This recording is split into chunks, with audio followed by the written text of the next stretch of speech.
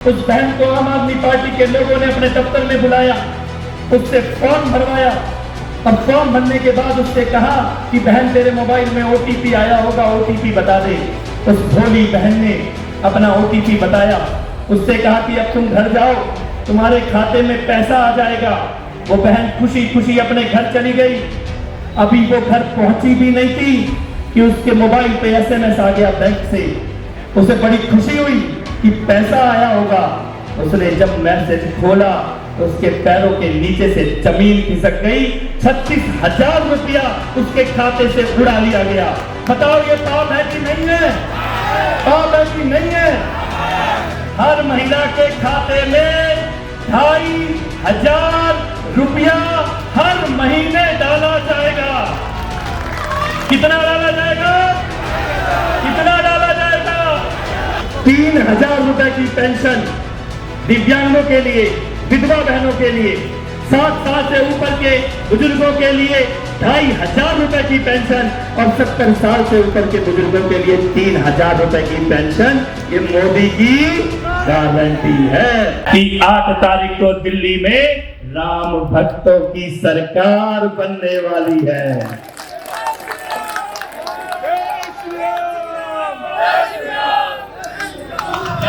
और इसके लिए कुछ ज्यादा देखने सुनने की आवश्यकता नहीं है। रोज टीवी पे एक ओपिनियन पोल आ रहा है, रोज एक सर्वे आ रहा है टीवी पे। अभी घर जाओगे, टीवी चलाओगे, वो सर्वे सामने दिखाई देगा। अरविंद केजरीवाल का लटका हुआ चेहरा। बताओ इस बार चेहरा लटका हुआ है कि नहीं लटका हुआ? हवाइयां उड़ रही है कि नहीं उड़ रही? ऐसा लग रहा है कि अब रोया कि अब रोया। साइड को जाओ ना, अभी इधर को आ जाओ। इसीलिए दिल्ली की जनता कह रही है कि 8 तारीख को आपदा जाएगी और भाजपा आपदा भाजपा आपदा भाजपा, ये दिल्ली की जनता कह रही है। और कहना चाहिए भी, जिस प्रकार से इन्होंने कोरोना के काल में दारू के ठेके खोले, शीश महल का निर्माण किया, माननीय शिवराज सिंह चौहान जी इसके बारे में विस्तार से बताएंगे। इनका जाना इस बार सुनिश्चित है। मोदी जी ने एक चिट्ठी लिखी है आप सभी के नाम। अगले 1-2 दिनों में वो चिट्ठी आपके घर तक पहुंच जाएगी। भारतीय जनता पार्टी के कार्यकर्ता प्रधानमंत्री जी की चिट्ठी आपके पास लेके आने वाले हैं। उससे पहले मैं 1-2 बातें आपको बताना चाहता हूँ। आदरणीय शिवराज सिंह जी, यहाँ पर एक बहुत बड़ा फ्रॉड, फर्जीवाड़ा बहनों के साथ किया गया। आम आदमी पार्टी के लोगों ने हमारी बहनों को, हमारी माताओं को अपने दफ्तर में बुलाया और उनसे एक फर्जी फॉर्म भरवाया। उस फॉर्म को भर के कहा गया कि 2100 रुपए मिलेगा। मिला किसी को एक भी पैसा? मिला किसी को एक भी पैसा? ऐसे ही फर्जी फॉर्म इन्होंने आज से 3.5 साल पहले पंजाब की बहनों से भरवाए थे। आज वो पंजाब की बहनें दिल्ली के मुख्यमंत्री के सामने धरने पर बैठी हैं। किसी को एक चवन्नी नहीं दी 3.5 साल बीतने के बाद। लेकिन उससे बड़ा फ्रॉड यहाँ पे किया गया। 3 बहनें मेरे पास आई थी, उन्होंने मुझे अपना दर्द बताया। उस बहन को आम आदमी पार्टी के लोगों ने अपने दफ्तर में बुलाया, उससे फॉर्म भरवाया और फॉर्म भरने के बाद उससे कहा कि बहन तेरे मोबाइल में ओटीपी आया होगा, ओटीपी बता दे। उस भोली बहन ने अपना ओटीपी बताया, उससे कहा कि अब तुम घर जाओ, तुम्हारे खाते में पैसा आ जाएगा। वो बहन खुशी खुशी अपने घर चली गई। अभी वो घर पहुंची भी नहीं थी कि उसके मोबाइल पे एसएमएस आ गया बैंक से। उसे बड़ी खुशी हुई कि पैसा आया होगा। उसने जब मैसेज खोला तो उसके पैरों के नीचे से जमीन खिसक गई। 36,000 रुपया उसके खाते से उड़ा लिया गया। बताओ ये पाप है कि नहीं है? पाप है कि नहीं है? एक तरफ ये चोर जो बहनों के पैसे चुराते हैं और दूसरी तरफ हमारा मामा जी का मॉडल मध्य प्रदेश में आज 1,30,00,000 बहनों के खाते में हर महीने पैसा डाला जा रहा है। महाराष्ट्र में भाजपा की सरकार है, 2,40,00,000 बहनों के खाते में हर महीने पैसा डाला जा रहा है। छत्तीसगढ़ में भाजपा की सरकार है, 70 लाख बहनों के खाते में हर महीने पैसा डाला जा रहा है और मोदी जी की गारंटी है। ध्यान से सुनना, दिल्ली में बीजेपी की सरकार आने पर हर महिला के खाते में 2,500 रुपया हर महीने डाला जाएगा। कितना डाला जाएगा? कितना डाला जाएगा? यानी बहनों के लिए बड़ा सिंपल चुनाव है, कमल का बटन दबाओ और 2,500 रुपए महीना। कमल का बटन दबाओ, 2,500 रुपए महीना।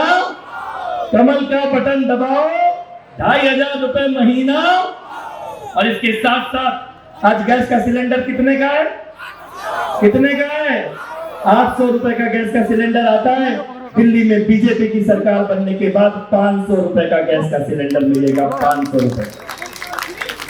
और उसके साथ साथ होली पर और दिवाली पर एक सिलेंडर मुफ्त दिया जाएगा हर परिवार को।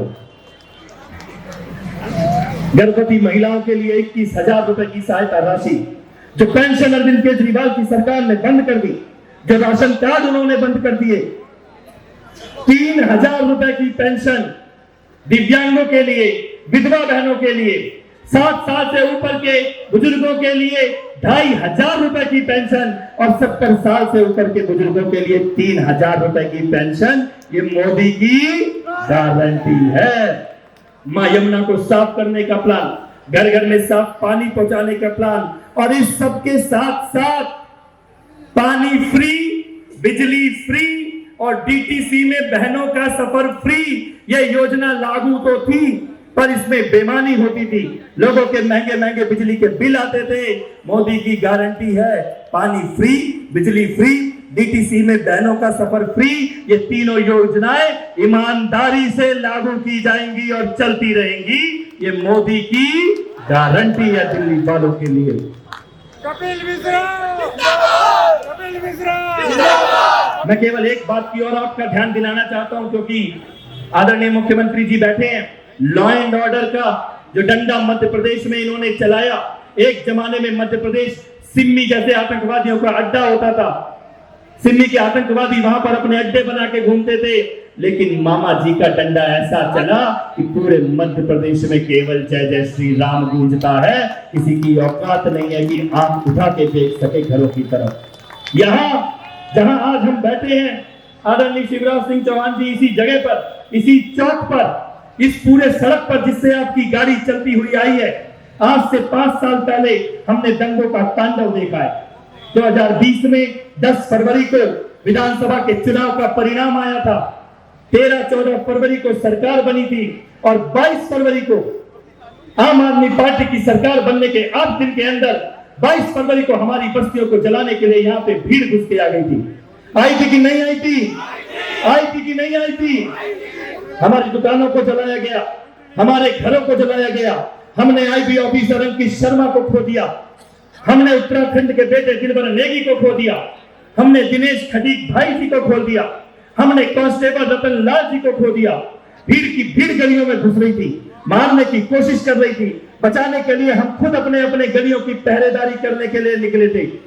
अंकित शर्मा जी को ताहिर हुसैन के घर में 412 चाकुओं से गोदा गया और उनके शव को कहां फेंका गया? खजूरी के नाले में उनकी बॉडी को फेंक दिया गया। 2 दिन के बाद उनका शव खजूरी के नाले से निकाला गया।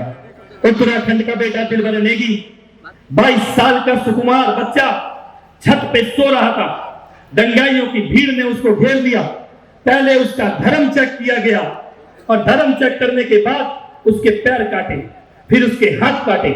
उसके बाद भी उसमें प्राण बचे थे, मरा नहीं था। जीवित ही उसको तंदूर में फेंक दिया गया, जिंदा जला दिया गया दिलबर नेगी जी। मैं एक बात पूछना चाहता हूं, आज जो लोग आम आदमी पार्टी या कांग्रेस के टिकट पर मैदान में निकले हुए हैं, जब हमारी गलियां जल रही थी, जब दंगाइयों ने घेरा हुआ था, दिल पे हाथ रख के बैठाओ, इनमें से कोई निकला था क्या तुम्हारे लिए? कोई आया था क्या बचाने के लिए? कोई आया था क्या सड़कें खुलवाने के लिए? कोई आया था क्या? कौन आया था तुम्हारे लिए? कौन आया था?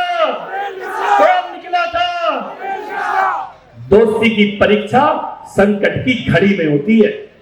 मैं उस वक्त विधायक नहीं था, पार्टी में भी किसी दायित्व पे नहीं था, लेकिन मुझे एक बात मालूम थी कि अगर मेरे भाई का घर जलेगा और मैं चुप बैठूंगा तो कल मेरा घर भी जलेगा और कोई बोलने वाला नहीं मिलेगा। मैं इस बात को जानता था, इसीलिए मैं यहां से 400 किलोमीटर दूर उत्तराखंड की पहाड़ियों में दिलबर नेगी जी के परिवार से मिलने के लिए गया। दिलबर नेगी की बहनों ने मेरे हाथ में राखी बांधी है। मैं ये कहना चाहता हूं यहां करावल नगर चौक से, करावल नगर की सम्मानित जनता जनार्दन से, आज इस विधानसभा चुनाव में दो विकल्प हैं आपके सामने। एक वो जिनके हाथ दिलबर नेगी जी के खून से सने हैं और एक वो जिसके हाथ में दिलबर नेगी की बहनों ने राखी बांधी है। फैसला आपको करना है कि आप किसके साथ खड़े हैं। यह चुनाव किसी जाति का चुनाव नहीं है, यह चुनाव कोई समाज का चुनाव नहीं है, क्षेत्रवाद का चुनाव नहीं है। जब दंगाइयों की भीड़ मारने के लिए आई तो उसने आपसे यह नहीं पूछा कि तुम पूर्वांचल के हो कि उत्तरांचल के हो, गांव के रहने वाले हो कि आगरा के रहने वाले हो, एनसीआर के रहने वाले। उन्होंने सबको मारा। उन्होंने अंकित शर्मा जी को भी मारा, तो उत्तराखंड के बेटे दिलबर नेगी को भी मारा। उन्होंने दिनेश खटीक भाई जी को भी मारा, तो कांस्टेबल रतन लाल जी को भी मारा। मैं आपसे कहना चाहता हूं, इस बार 5 तारीख को ऐसा जनादेश दो, एक होके मुट्ठी बांध के ऐसा वोट डालो कि आने वाले 100 साल तक किसी की औकात ना हो हमारी गलियों की तरफ आंख उठा के देखने की, किसी की हिम्मत ना हो। आम आदमी पार्टी ने जिसको टिकट दिया है, दंगे के दिन अंकित शर्मा जी की हत्या के बाद ताई हुसैन जब भागा तो किसके घर में जाके छुपा? किसके घर में जाके छुपा? किसके घर में जाके छुपा? इसीलिए आम आदमी पार्टी ने उनको टिकट दिया है, क्योंकि एक खास समाज के वोटों के लिए कांग्रेस और आम आदमी पार्टी में लड़ाई चल रही है। मैं आपसे पूछना चाहता हूं, ऐसी राजनीति होनी चाहिए क्या? होनी चाहिए क्या?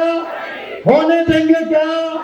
तो मामा जी के सामने जो लोग ये संकल्प करते हैं कि 5 तारीख को अपने परिवार का, दोस्तों का, रिश्तेदारों का, सबका वोट डलवाओगे, कमल का बटन डलवाओगे और जो कमल के पुष्पों की माला जनादेश के रूप में दिल्ली की जनता प्रधानमंत्री मोदी जी को अर्पित करेगी, उसमें सबसे बड़ा कमल का फूल करावल नगर विधानसभा से दोगे क्या? तो दोनों हाथ उठा के राम का नाम लेके संकल्प करते हैं, जय श्री राम, जय श्री राम, भारत माता की, भारत माता की। बटन दबाएगा, बटन दबाएगा, बटन दबाएगा। और एक नारा, मारो मोहरिया तान के कमल के, मारो मोहरिया तान के, मारो मोहरिया तान के, मारो मोहरिया तान के। जय श्री राम, जय श्री राम। बहुत बहुत आभार। भारत माता की जय।